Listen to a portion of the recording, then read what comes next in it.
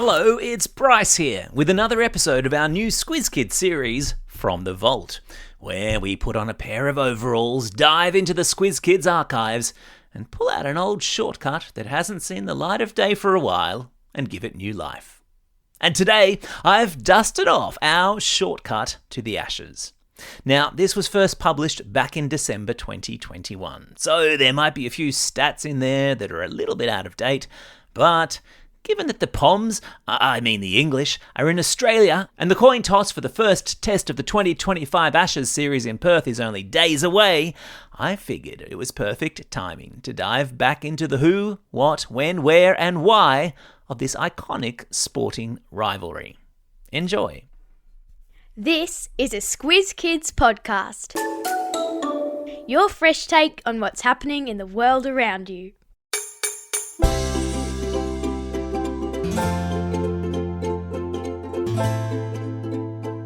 It got started with a death notice. It takes place in 2 different countries, and women have had their own version since 1934.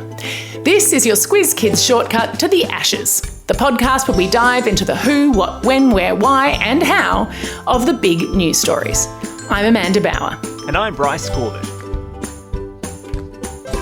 Bryce, Australia excels at lots of different sports. Rugby, swimming, AFL, of course. But one of the first games we really made a name for ourselves in, before we were even a nation, is cricket. Today, we'll take you through why the Ashes are one of the most important fixtures on Australia's sporting schedule, who some of the heroes of the Ashes past have been, and how the women's series is different from the men's. Listen carefully, there's a squeeze at the end. Why? Bryce, if you'd like to understand why the Ashes are so important, I'll just get you to step over here into the Squiz Kids time machine. Oh, cool. I'm going to take you back, way back, to 1882. Yes, come on. I say, we appear to be at the Oval. That's right, home of English cricket. We are at a match between England and Australia. And although the visitors are struggling, there's an Australian fast bowler who just won't give up. This thing can be done, Fred Spofforth tells his teammates, and he takes 4 wickets for only 2 runs. Wow. England's last batsman comes to the crease and needs just 10 runs to win, but he's bowled after scoring only 2. Wow. Australia's won! Woohoo! The crowd actually falls silent because they find it almost impossible to believe that mighty England has lost at its home ground. Can Aussie. Sorry, but I do love a bit of national pride. Well, at that point, Australia wasn't even a nation yet. It was still a colony of England. So for England to lose, and to lose on their home turf to one of the colonies, well, it was a bit of a slap in the face. Brilliant. So it wasn't just about cricket. It was about the little brother having a win over the big brother. Yep, and we all know how much little brothers love that. At the start, I think that was definitely one of the reasons why people paid a lot of attention to the Ashes, and there's also, that catchy name. Oh yeah? Tell me more about that. Well, after the English team lost, a newspaper called The Sporting Times in England published a mock death notice. In affectionate remembrance of English cricket, which died at the Oval on 29th of August, 1882. Rest in peace. The body will be cremated and the ashes taken to Australia. Oh, that is so good. But were there actually Ashes? No, but that didn't stop the English captain from promising that he'd win back these Ashes that didn't exist and restore English pride when his team toured Australia a year later. Now, England did in fact win, and a group of Melbourne women with a cracking sense of humour actually presented Bligh, the English captain, with an urn, which is a thing used to store ashes in, that supposedly contained the ashes of some burned cricket bales. That's cool. And so now there were real Ashes and a real rivalry, and I guess the name stuck, right? basically. And nowadays, at least one every 2 years, Australia and England battle it out in a best-of-5 test match series.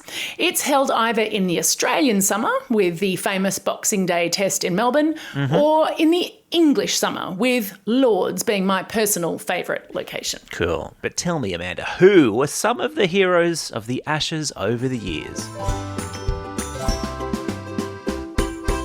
Who? Well, you can't talk Aussie cricket without talking Don Bradman. Of course, the Don. Surely the best batsman to ever play the game. Yeah, well, I couldn't agree more, that's for sure. You know, Bryce, when he was just 21 in the 1930 Ashes, the Don scored 974 runs when he batted just 7 times during the 5 tests. That's amazing. I know you're very good at maths, Bryce, but in case you don't have a pen and paper, that's an average of 139.14 runs per inning. Wow, impressive. Yep. And that prowess with the bat is probably what led to the ugliest Ashes series ever, which was the next one. That was in 1932-33, and the English came up with a way to try to stop the Don from walloping them from 974 again. It was known as body line. The English bowlers would pitch the ball at the bodies of the Aussie batsmen, with the idea that when they were defending their heads with the bat, the ball would be deflected off into an easy catch. Now, it did work for them. They won the series 4-1, but they were famously accused by the Australian captain of not playing cricket. It's just not cricket, Amanda. Exactly. And it was seen as going completely against the sportsmanship that cricket had been known for. Yeah, and for years afterwards, the relations between England and Australia were a bit strained, even though the rules of cricket were changed to stop it happening again. As for Don Bradman, he went on to captain Australia, and he played his last test match for Australia in the 1948 Ashes series. His career test batting average of 99.94 is said by many sporting experts to be the greatest achievement by any athlete in any major sport ever. Wow, that is saying something. Now, the English breathed a sigh of relief when Bradman retired, that's for sure. Now, you mentioned a new format for the women. How is the women's Ashes different from the men's? How? Well, Bryce, the men, as we said, play 5 test matches, each of which last 5 days or less and consists of each side batting twice. The women play 1 test and then they play 3 one-day international games where each side bowls only 50 overs and 3 20-20 games where each side bowls only 20 overs to the other. So basically the women's Ashes are fast and furious. We all know the Aussie women have been the best in the world for many years, so it's probably not surprising that they have won more titles than the English. Now, tell me about the superstar women of the Ashes. So Aussie women have been facing off against the English since 1934. And just like our men do, they have more wins under their belts than the English do. Cool. Can't Aussie. Calm the Aussies. The 2 biggest heroes of the Australian women's teams are Betty Wilson. Now, Betty played from 1948 to 1953 and she took 53 wickets from just 9 matches. Go Betty. As of June 21, 2023, Elise Perry held the record for both the most runs scored in the Ashes and the most wickets taken. Talk about an all-rounder and talk about a treat, a whole season of cricket to watch. Time for the quiz. This is the part of the podcast where you get to test how well you've been listening. Question number 1. What was the name given to the type of bowling the English used against Don Bradman and his team in 1932-33? That's right, it was body line. Boo. Boo. Question 2. How many tests do the women play in their Ashes series? Yep, just the 1. Question number 3. If an Ashes series started in June, where would it be taking place? England, because it's always played in summer.